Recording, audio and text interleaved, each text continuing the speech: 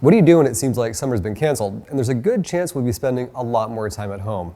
For a lot of people, the answer has been to turn to music. That could mean picking up a DJ controller and learning how to be the next club superstar, while for others it means learning how to make music with powerful digital audio workshop software. For me, it's been both. I started to learn how to DJ last year and I had a lot of fun doing it. This year, I'm working on writing my first songs with software like Logic Pro 10 and Ableton. While there's a lot to learn when you're doing these things, both of them have something in common. Whether you're mixing one track into another or you're putting samples together into a new song, if the key doesn't match, it's not going to sound good. So let's talk about DJing.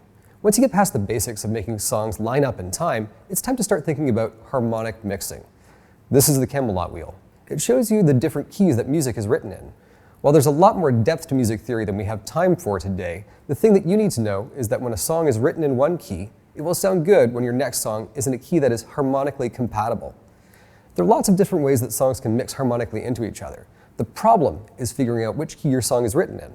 In some cases, the songwriter will tell you. In others, the place where you bought the song will have it listed. But like a lot of DJs, I was relying on my DJ software to analyze my tracks and tell me which key they were in. And as one Reddit user found, that's not a great idea. In some cases, up to 40% of the tracks had the wrong key identified, and that sounds bad on the dance floor. Which brings me to Mixing Key. This is a piece of software that uses advanced algorithms to more accurately identify the key that a song is written in. I put it to the test with my collection. After installing the software, it's pretty easy to put it to work.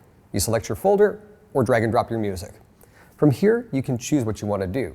In addition to finding the right key, Mixing Key also gives me some important tools. It has an energy level that can be assigned to songs, from chill to burning down the house. And along with assigning up to 8 cue points automatically, this is a huge time saver for me. I've spent hours manually assigning most of these key points myself, and after checking through a copy of my music that I kept to compare, Mixing Key was choosing the same points as I was almost all the time. The last tool is cleaning the tags on your music files. These ID3 tags are used to tell the software and hardware that you have more things about your music file, like who the artist is, or what the name of that album was.